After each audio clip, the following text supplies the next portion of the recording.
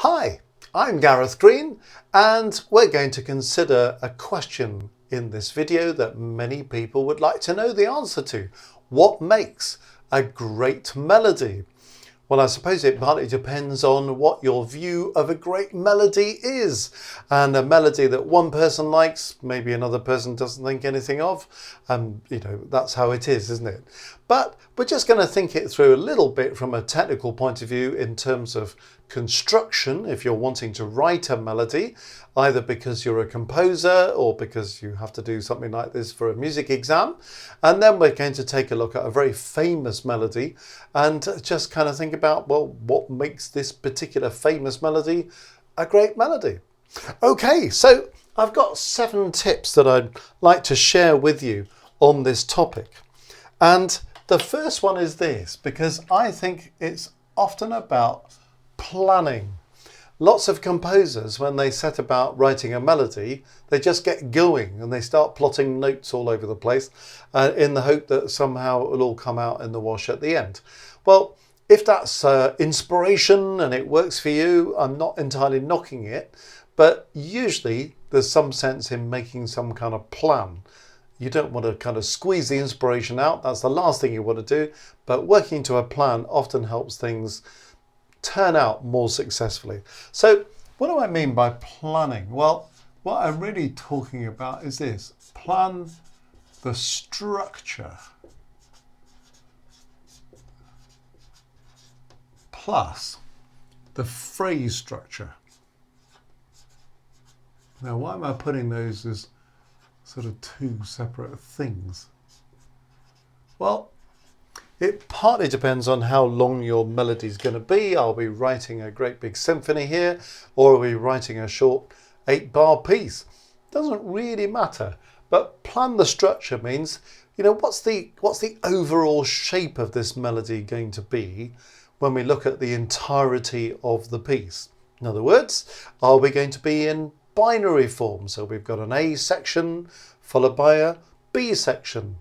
Conventionally, in a binary form, you have an A section that starts in the tonic key, usually modulates to the dominant key. B section starts in the dominant key, maybe uses some of the same material from the A section, eventually works its way back to the tonic key. You can have an extended binary structure. So you've got this A section, you've got a B section, then towards the end of the B section, you refer back to your A section. Sometimes that makes the B section a bit longer than the A section because of that. But, is it going to be a binary structure? Is it going to be a ternary structure? Lots of melodies are written with a ternary structure, an ABA structure. If you do ABA, is the returning A section the same as the initial A section? Is it some kind of variation on the original A section? Well, that's all stuff that you can decide. Or maybe you've got a bigger structure like a sonata form structure or something like that. Or maybe you're writing a different kind of piece, like you're trying to write a fugue or something. Well, okay, but have some idea. What's the kind of external structure? What's the big picture, if you like? And the reason I'm putting phrase structure as a kind of subtitle, as it were, there, is to say, well, that's more about the internal structure of a piece. Once I've decided on what the external structure is going to be like, well, what's the internal detail? So if I'm writing just maybe a pretty short 8-bar melody, am I having 4 bars in the first phrase and 4 bars in the second phrase? Then once I know that, that helps me to plan how that's going to work. Is the first phrase going to start in the tonic and take me to the dominant key? The second phrase going to start in the dominant, bring me back to the tonic key? Are we going to have certain ideas that play out in both those phrases? Is it like a kind of questioning and an answering phrase? Are they 2 completely complementary phrases? We can start to think about the internal structure by doing that. Obviously, if we've got a longer piece, well, we'll have to be thinking in more detail about that.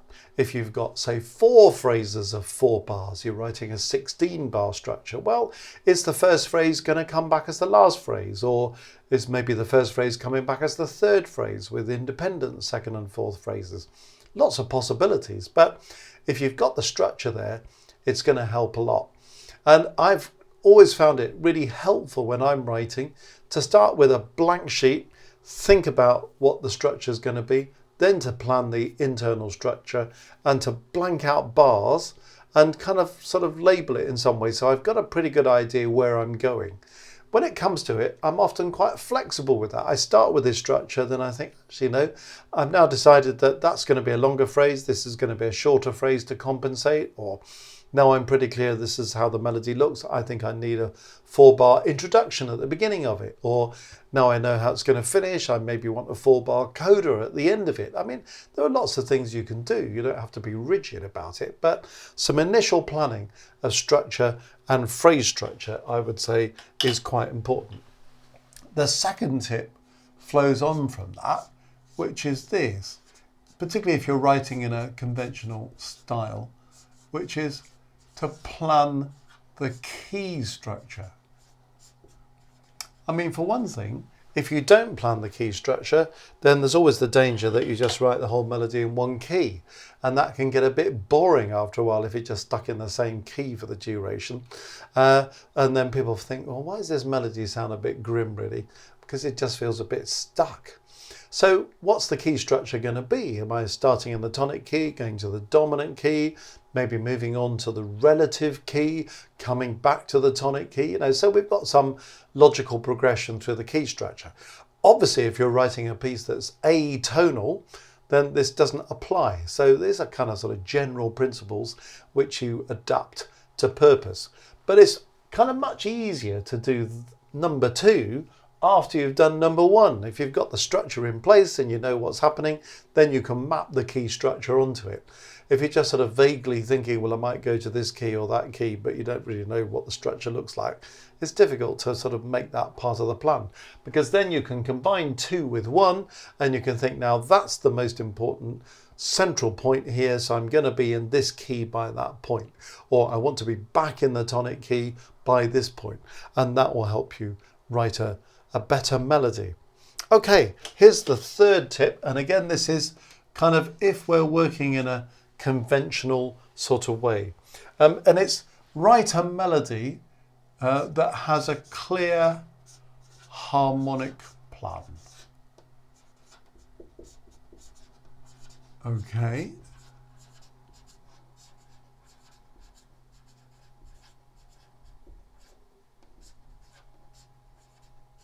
So a clear harmonic plan. Again, if you're writing an atonal piece, well, it's neither here nor there, is it?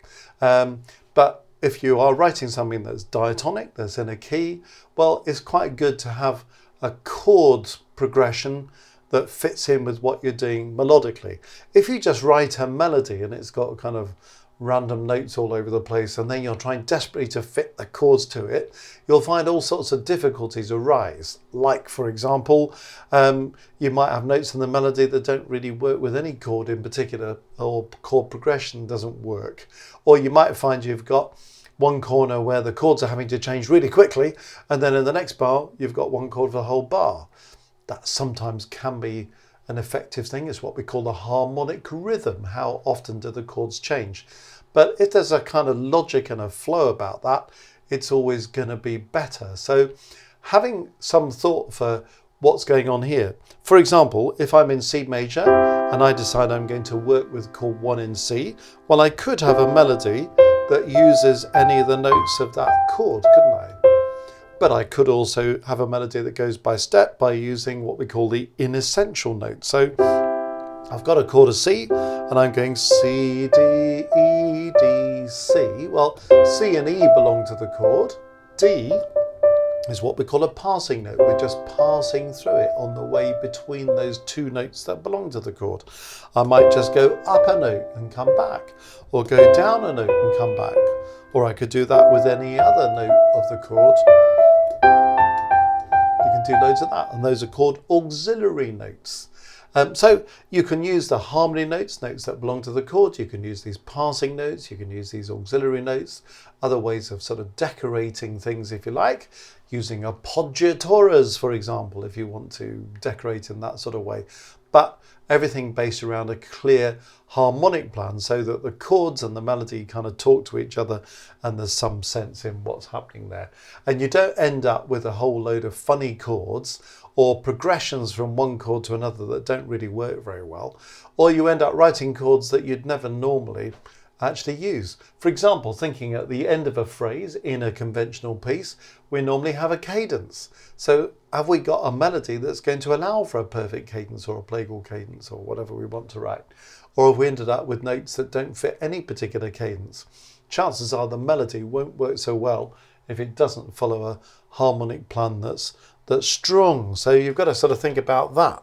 Now that's all part of the planning. Then we kind of get on to kind of the melody itself, and I'd suggest that you do this. Design the main ideas. In other words, you don't have to write the whole melody straight away, but just sort of thinking, well, have I got some ideas here that I really want to do? So for example, you might want to do something with the notes of that C major chord, you know. Well, Mozart did that, didn't he? So he started by doing that in that C major piano sonata. So that could be an idea. For Mozart, that's an idea that comes up all the way through that movement, you know. So what are the melodic ideas? Maybe what are some of the rhythmic ideas we're going to do as well? Or we're going to have a scale run. You know, that's another idea. It's got a different kind of energy, a different kind of character about it. So what are these ideas that we're going to work with, you know? That could be a good little motivic idea that would work particularly well if you were writing a melody for the trumpet, for example, you know. So thinking about the instrument or instruments for which you're writing, does this idea fit with that instrument? Is it what we call idiomatic? What are the ideas that I really want to work with? So you can then begin to kind of stitch these ideas together. Okay, tip number 5, when you're designing a melody, think about this. Achieving a balance between conjunct and disjunct movement. So what do I mean by that? Well, conjunct movement is when we have notes next door to each other. So if you're kind of doing something like this, that's conjunct movement. If you're leaping, then that's disjunct movement. So if you have a melody that just goes up and down the scale ad infinitum, it's pretty tedious. If you have a melody that jumps all over the place, it makes you feel quite ill after a while. So you don't want that either. Most good melodies are a balance between conjunct and disjunct movement. So if you've written an idea that's got lots of disjunct movements in it, think, oh, how can I follow that with conjunct movements? You notice, going back to Mozart, he starts off with this slightly disjunct thing, but the next bit is all by step. You see, that's conjunct movement. So having a sort of balance between that, and if you get kind of one part of the phrase that's got plenty of disjunct movement, follow it with some conjunct movement, or vice versa. So that's a useful thing, because lots of people either leap around all over the landscape or they just go by step. So that's a handy thing to think about. Tip number 5, conjunct and disjunct movement. Number 6 is about something we call voice leading. And again, particularly when you're writing in a conventional style, in a diatonic key, you just sometimes feel that certain notes want to go in a particular direction. So for example, if I play this and I ask you to sing the next note, most people around the world are going to sing this. So that note kind of is pulling up, isn't it? But if I play this, most people around the world would hear that note, they'd want to come down to this note. And that's called voice leading. When you have a note in a melody that sort of pulls in a particular direction, upwards by step, downwards by step, or maybe you've got something like this and you've got this note in your melody and it's dying to resolve back to the tonic of the key. So voice leading. You don't want notes in the melody that are pulling away from where they naturally want to go. So, really consider that you've got the voice leading going. And when you've then had a chance to construct your melody, kind of bearing all that in mind, don't forget to put the finishing touches, which is about expressive detail. Because it's a pity to get to the point where you've written a great melody, but you haven't got any dynamics, you haven't got any phrasing, you haven't put a tempo mark in, you haven't thought about accentuation, all these kind of things, that really make the music kind of come alive. So, not an exhaustive list, but 7 practical tips if you're a composer wanting to write a melody that works, if you're someone who has to do it for some kind of exam. But I did want to refer to a real piece of music that most people would actually think, well, that's got a great melody. Even if you don't think it's a great melody, you have to admit it's a memorable melody. So here's a very famous piece. It's For Elise by Beethoven. And I just want to sort of look at this for a moment as a piece that most people will have heard in their lives. And just to think about it from a kind of melodic point of view, this piece is about other things. It's got harmony in it and it's got kind of rhythmic ideas in it. But let's just look at the first bit of this score. I'll remind you of the piece. You're bound to have heard it.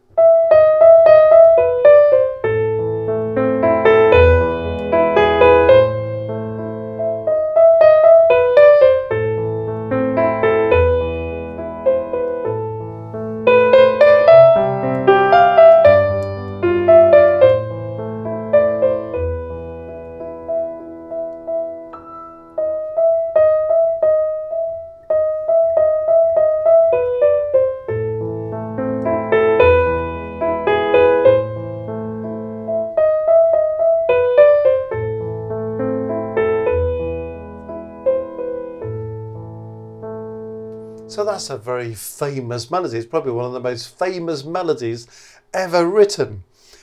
Have a look at that alongside this list. Does it have a clear sense of structure? Well, this is the first section of a longer piece. But can we see and hear the phrase structure? Absolutely. We can see exactly what's going on in the phrase structure there. You've got your opening thing, which finishes very neatly at the end of the second line.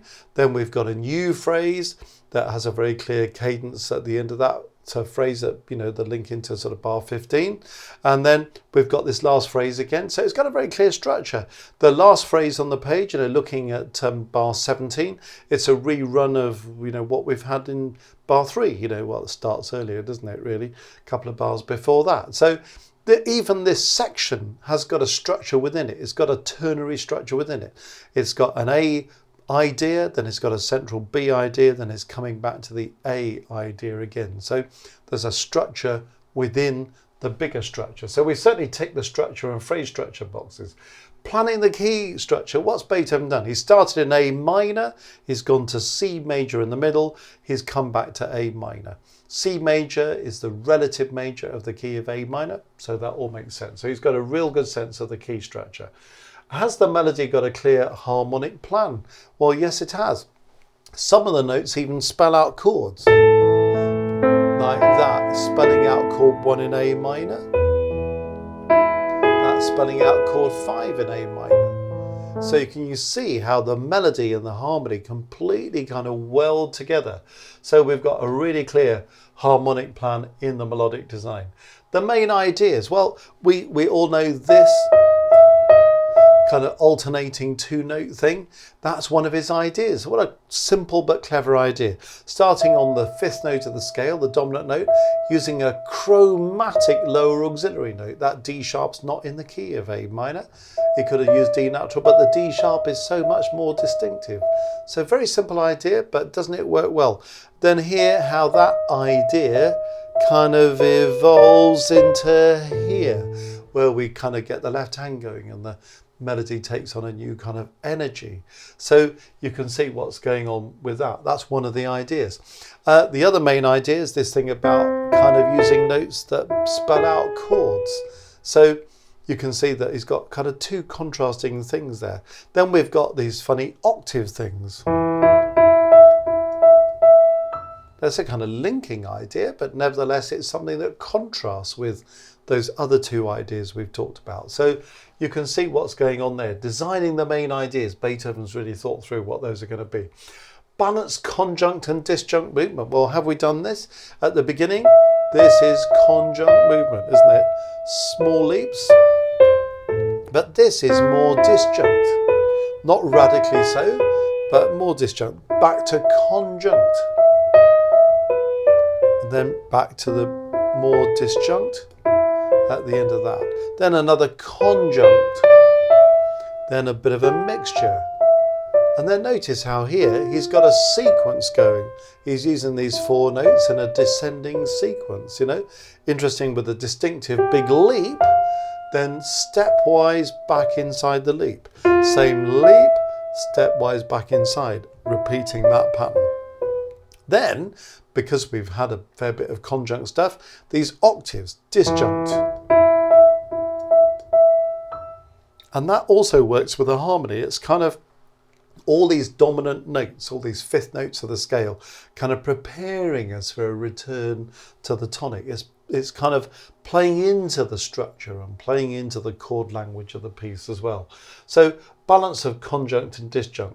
Voice leading. Does the voice leading work? Well, when you hear D sharp, the D sharp pulls you back to E again.